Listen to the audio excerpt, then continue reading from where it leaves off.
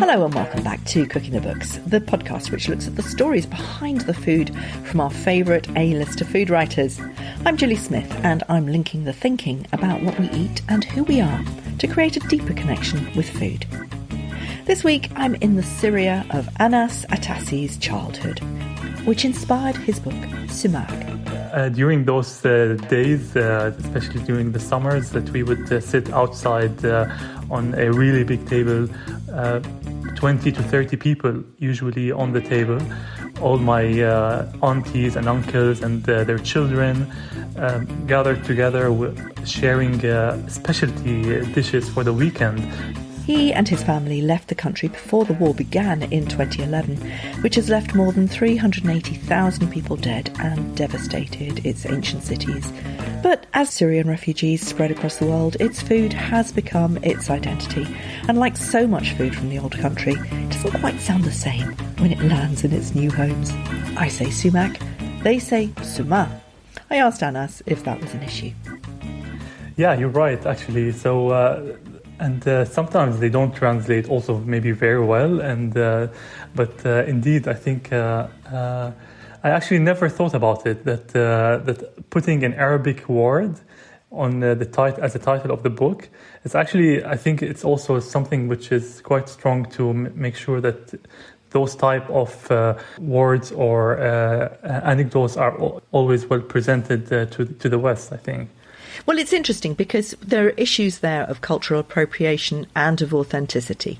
You know, I did a wonderful interview recently with Dukani Ayubi about her fabulous book, Parwana, where it's about fleeing the home country. And she said that it was so important that the recipes are absolutely authentic, that they are kept to a T, because it is holding on to the food from the old country. So when you're even pronouncing the title of your book wrong, you know, where do we go from there? There's so many issues wrapped up in that, isn't there? So let's be really clear. It's suma, the emphasis on the second syllable, and you're not pronouncing the C. So no more are we going to talk about sumac. Indeed, even I haven't realized it anymore that I started calling it like sumac. And this is not how we say it. It is indeed suma. Yeah. And how does it feel when you let go of all your heritage? Because, you know, when you're talking about food from the old country, when you leave your home and you take your food and your soul with you to another place, and then you write a book about it and, you know, like a child, you let it go out into the world. Exactly. How does it feel to let go of that control over it? To be honest, some things, I let go of it unconsciously. Unconsciously, I don't pronounce summa right. But I think, and that's the troubling part. That's what I find is really confronting. But indeed, I do. I'm usually really conscious when things, food traditions, the way of cooking, the traditional celebrations and so on. And that is me consciously really trying as hard as possible to hold into those and to cherish them as much as I can. And it is an effort, to be honest. I bet, because there are so many people who you're wanting to please. You want people to have that experience that you had. You want them to love it, but maybe you might make something not quite so this, or put a little bit of extra that. I mean, that's what happened to Indian food in Britain. You know, it was completely transformed, supposedly for our tastes, but it lost the whole essence, and it's only now that it's really coming back. So hold on to it. That term, holding on and cherishing, those are really two very important concepts about food from the old country. And your story is the same as so many people who I talk to when they leave their country to go to university. They've never really thought about the food before, and it's only when they are away that there becomes this ache in their soul. They ring their mum or their grandma and they start to cook the food from home, and suddenly they realise what they're missing and who they're missing. And it's much bigger than the food on the table, isn't it? Absolutely. This is like you explained it exactly how it happened to me, and I think to many other people. Like when I was at my family house, my mom would cook almost every day a Syrian dish for breakfast, lunch, and dinner, and things that you really take for granted. And when I left to my university in Beirut is still like the gastronomic city of one of the gastronomic city of the Arab world. But you can get amazing hummus, mezzas in general, kebab, and so on. But there are those type of dishes that are like the comfy food that are home cooked meals that you don't just simply get in any restaurant easily. And this is the time of realization of this numerous fights and agonies that I had with my mom that, oh, don't cook this, I want shawarma or I want falafel. And now like I miss those comfy foods so much.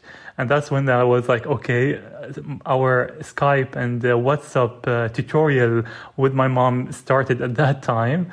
Me trying to learn her like kind of way of cooking those comfy home cooked meals. And at that time, Anas, did you think, I want to write this into a book? Or, you know, what was the purpose of communicating it out? Because presumably at that point you were a young man who just missed home and he missed his mum.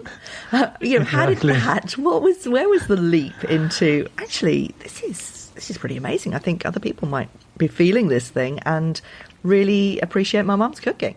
To be honest, I haven't really thought about it at that time when I was actually, I was quite young indeed, and that was already more than 10 years ago almost. And indeed, like when I kind of took the recipes from mom, I recorded many of those.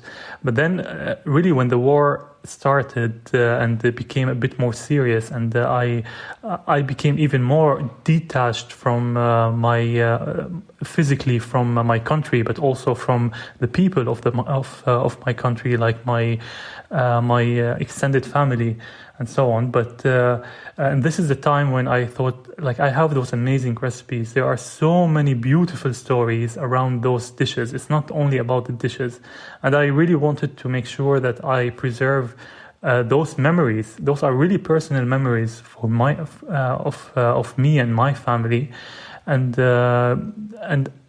those, although they are really personal, those can really be related to many other people in Syrian. So many Syrians can really relate to those stories. That's what's really like, I need to do this for myself, but also to kind of cherish those memories, and for other people within Syrians to relate to it, and for the world to hear about our lives before the war.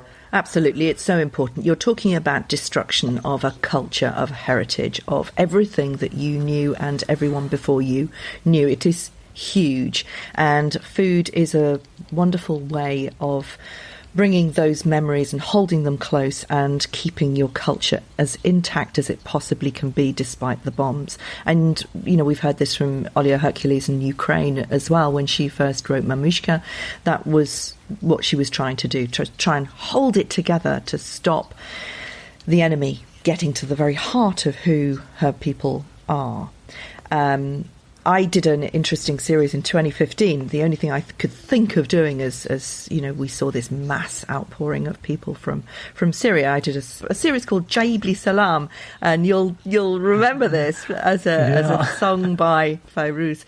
I went into the families of Brighton Syrian community as they were settling, and talked to them about food from the old country as well as their favourite songs from the past. And it was hugely emotional to eat and cook with these people, but actually to hear where they came from, and I could see how important food is to them. Absolutely. You've chosen food moments from your childhood. Let's go into Syria before it was destroyed. Let's go to the full Madumas. Like, if there is one place you tell me from those moments that I would love to go back to, it's the breakfast table at my grandmother's backyard garden. And this was usually, it happens indeed in the weekend, and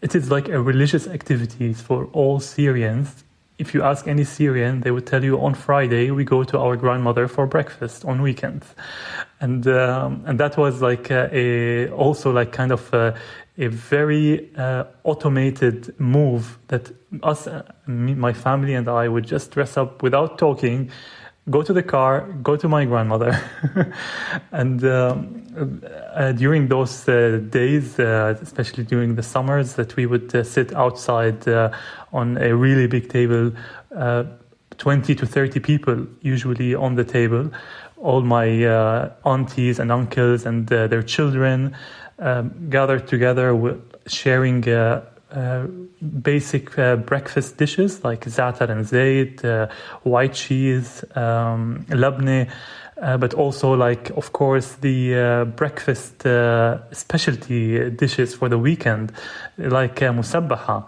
which is like a variety of, it's the same ingredients as hummus, but it is prepared in a different way and it's served warm, that has a completely different feeling to it. Although it's like really similar ingredients to hummus, but also we have like a full mdammas, which is also a one of the essential dishes for the weekend, as to kind of celebrating the beginning of the weekend. And it's a dish that we see on most Middle Eastern menus in this country. One of my absolute favourites. For those who haven't had it, take us through this beans dish. Yeah, it is so simple, and what I love about it, it's simplicity. It kind of really respects the flavors of the minimum type of ingredients that go into it.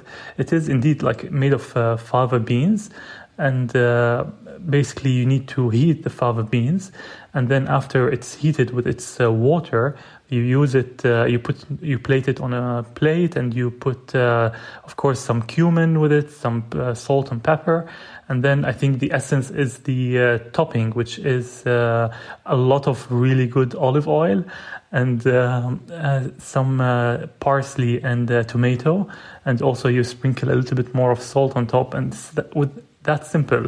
Yeah, and when you make it, because you live now in Amsterdam, where do you get your olive oil from? Yeah, that's a really good question. So I've been really experimenting a lot with olive oils lately. And I get, and actually many people know that I have like 4 bottles of different olive oils in my cabinet. And people also, when they visit me, they sometimes bring me olive oil, which I absolutely love. This kind of habit of bringing olive oil or other kind of ingredients to somebody's house. And now I buy a really good Spanish olive oil. So it's a really nice extra virgin olive oil that has very similar type of really acidic and strong taste to the Syrian olive oil. Let me suggest Odyssey's Cretan olive oil. Cretan. It has the same kind of feel that I remember having in the Middle East. Haven't been to Syria, but it's that little cough factor at the back of your throat. You know, that really exactly. This wonderful. Is what I'm talking about. Yeah, try that one. It's really amazing. I'm going to note it down. Yeah, thanks. Yeah. Toshka is your second food moment. Again, running around with all your cousins. It's about your childhood. Why, of all the wonderful moments in the book, did you choose Toshka? Yeah, well, Toshka is really a very kind of street food type of dish. And when I was, especially during the summer, going outside with my cousins on the streets of Homs, where I'm originally from, like usually when my family and my cousins' parents would, the older generation would be more kind of invited to a celebration which is adult only and no children allowed. So me and my cousins, we would gather each ourselves, roam around the streets of Homs, and go from one kiosk to one restaurant to the next. And one of our favorite is definitely Toshka. I don't remember any time when I was let alone on the street, I didn't go to this Toshka place with my cousin. Basically, Toshka, it's like a panini. So it is a flat bread. You open it and you put inside it heavily spiced meat, and then on top of that you would put some cheese, and you would put it in a panini kind of seb, and you would grill it on both sides, and then you eat it dipping it with garlic and some what do you say, pickles on the side. Although you, while you were running around with your cousins and having a great time, you also thought that meat might be the feral cats that were also running around with you. Presume it wasn't. Yeah, funny how children minds go around, but indeed there were quite some feral cats roaming around the restaurant, and of course the customers and us would sit on the side streets on plastic chairs and around the restaurant, and we thought it must be so good that it could be a cat's meat. But the way you talk about that, the way that you write about that memory, it feels like there was such a wonderful freedom. It was a wonderful place. I mean, my chats with those Brighton Syrian families, they just painted a picture of a Syria that was just perfect. You had the perfect weather. It was really cold and snowy in the winter and really, really hot in the summer. You have the seaside, you have wonderful countryside. And I mean, how does it feel when you go back into your memories and you see, or you watch the news and you see children running around now, in danger all the time? It must be absolutely heartbreaking. Yeah, absolutely. Really, Syria, to what you said at the beginning, has such it's not a big country, but it has such a variety of seasons, but also views, and it has mountains, has also the sea, the Mediterranean Sea. And living when we were at Homs, if we want to go eat fish, we don't eat fish at Homs. We just take the car, 1 hour drive to the seaside, and then we're eating fish right out of the sea. Those memories really makes me so happy when I just remember those simple occasions that we never thought about them earlier, that they might be gone or we might not be repeated anymore. And that's really saddening, and especially seeing currently the situation, how it's evolving, and the crisis, the poverty that also came after the crisis. Well, not after, we're still in a crisis. And it's really heartbreaking. And the exodus across the world of families. I mean, you write about all your family piling into this one-bedroom house on the beach that your grandfather owned, and now though that family lives literally all over the world. I mean, exactly. You are the lucky ones. You were able to find homes. There are plenty of people who were not able to. I went to the jungle in Calais and bumped into many people who just were not able to find home.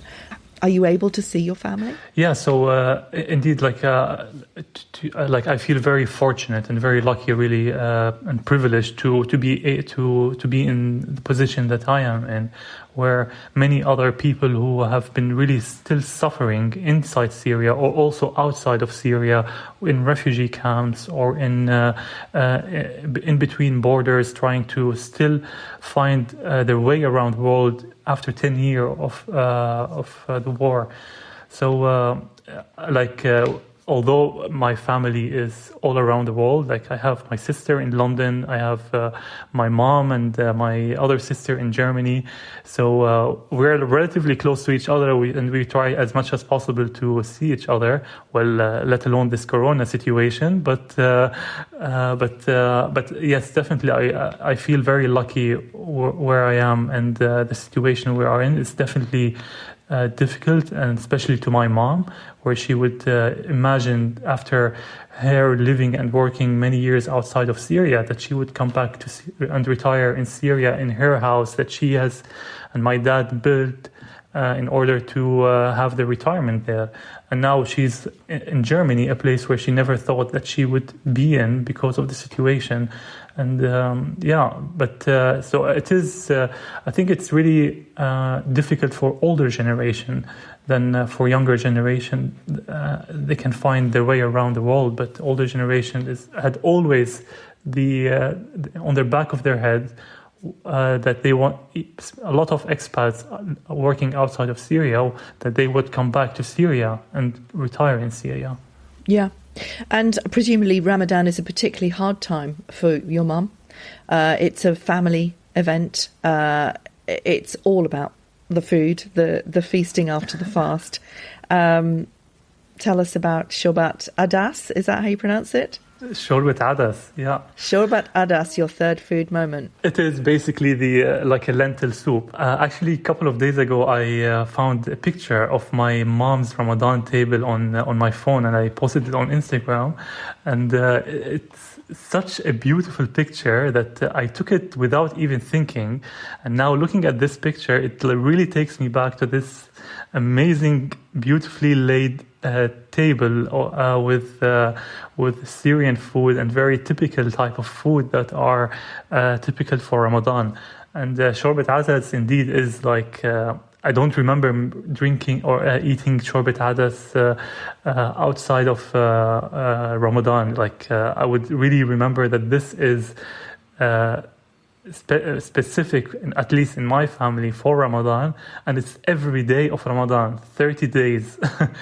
We would every day when we break our fast, we break it with Shorbat Adas, and it is made. It could be made with variety of lentil type, like green or red or brown. Traditionally, it's done by brown, but my mom sometimes does it brown or the orange. In the book, I had it with orange. But to be honest, now thinking about it, I actually preferred the darker one when I was younger. But the orange is more common, let's say, around the world. But it's also common in Syria to have it in the orange lentil. And it's really simple, so there's not a lot to it. It's some caramelized onions with some cumin and some black pepper, salt, and curcuma. And then with the lentil, you cook it in a bouillon, like a vegetable bouillon or chicken bouillon, and then you mix it all together and blend it all together so it becomes smooth. And then, of course, you top it ideally with some citrus, lemon, and sumac. I love also sumac addition to it. Yeah. And of course, you learnt all this in the kitchen with your mother when you were a little boy, when you were not really allowed to stay in the kitchen. You were always being shooed out, but you'd sneak back in and just imbibe all these cooking skills. You call them Nafas, is it? Nafas, which is does it equate to, I don't know if you know the English word nous, which is a kind of an instinct, a natural knowledge, something that you kind of just drink up. I know it actually means breath, but is that what it means? But that's exactly what it means in the meaning or in the context of the food or the people or the person who's cooking the food. It's this exact what you said, instinct and passion of really understanding ingredients and being able to combine those ingredients in harmony and creating magic out of those. And this is a word that we would use a lot to give compliments to a really good cook. So my mom, when she comes back from somebody's house, from dinner, and she would say, this lady of the house has definitely a great nafas, meaning that her food was really good. In fact, when we're talking about it meaning breath, and the etymology of inspiration is inspira, which means I breathe in. Exactly. So it's actually, inspiration is about breath. It's breathing it all in. I love that idea of this little boy hiding under the kitchen table, breathing in his mother's cooking skills. Take us to your fourth food moment. Oh yeah, shaviyat. Basically a phyllo dough stuffed in in ashta, and ashta is basically a ricotta type cheese, and then you would put it in the oven, but we do it usually in Syria in communal ovens because it's so big that sometimes the diameter of the dish is like half a meter or 1 meter. So you need to take it to a communal oven. And it's so funny, like those kind of anecdotes. If I remember my mom or my dad calling the sweet shop, and they would say, "Oh, we would like shabiyat 70 centimeter." Like they don't like the way they order it. They would order it in measurement. And and sometimes my mom would also do her own version, and the version that I have in the book is also my mom likes to play a little bit and creates a little bit of different versions and into it. And the one is with some raspberry filling, which is absolutely delicious. Gives this nice acidic and a bit of light sweetness from the raspberries. So. Interesting that you mentioned the communal oven. You just mentioned it in passing, yet this is the absolute centre of so many people's cultures, village culture. I mean, I hear it from Irini Georgioglu in Crete. The Italians, village life was all about the communal oven. All across the Middle East, this is where people would go and chat and pass the time. Yeah. It was the essence of village life, wasn't it? I mean, it's completely obliterated now, isn't it? Exactly. To be honest, it's not only villages, even cities in Syria, really? That they would have still communal ovens in order to cook those big 1 meter plates. and how usually it is that for example, my grandmother I would vividly remember her, clearly remember her like doing a mix of meat and vegetables in order to use it and send it to the communal oven. So they put it on a dough, so she can create sfiha, which is like as we call it in the West, the Turkish pizza, but it's absolutely not a pizza, but it's like a dough topped with meat, minced meat on top, and a lot of kind of dishes that we would, whenever we are having a big celebrations, the family houses would definitely send those dishes to the communal ovens. But also sometimes like day-to-day cooking, a lot of people use it also. Sometimes they don't have an oven in their house, and they would use it for day-to-day. And such a convenient and brilliant idea that unfortunately it is fading away. It's very important to not let it fade away, to keep the authenticity, to keep the identity of these different cultures alive. And, you've called the book Sumac. Is that the taste for you of Syria?